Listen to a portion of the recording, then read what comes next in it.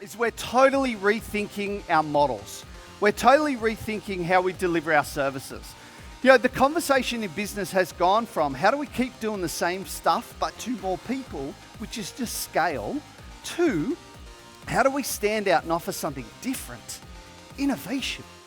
I gave a lecture at one of the top universities in Australia. And afterwards, the Deputy Vice Chancellor came up to me and said, we just did this piece of research that showed students don't turn up to lectures anymore. Now, what she said is we talked to the lecturers about that and they said, that's your fault because you put the notes online, they download the notes, they don't come to the lecture. Then they looked at downloads. They're not downloading the notes. No, seriously, they don't know how they're learning. We're realizing that our model is becoming redundant in front of our eyes. And what I want to talk to you about today is how do we have a healthier mindset towards this evolution?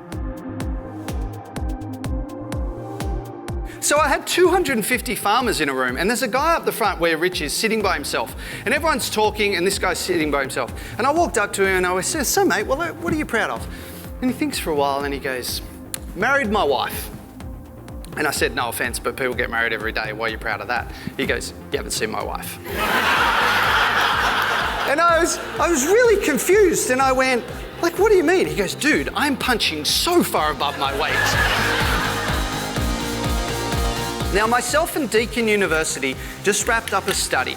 And what we looked at was 821 leaders who are leading in complex environments that are changing.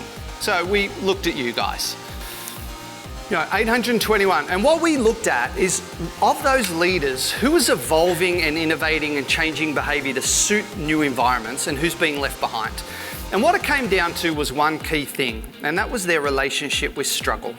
This is the competitive advantage today, the ability to be uncomfortable yet still execute. And what's happening in business is that we have this mentality that struggle is bad. Struggle means I'm failing. And what we know is that struggle means development. And the most successful, resilient, tenacious people have this mentality that if I'm struggling, I'm getting better. He said, what we've discovered is human beings are happiest when they have a challenge that is outside their reach and they must stretch themselves to meet that challenge. He said, when they've seen themselves overcome something hard and that they have had to grow and evolve to get there, that is when they feel self-esteem and something we call authentic happiness.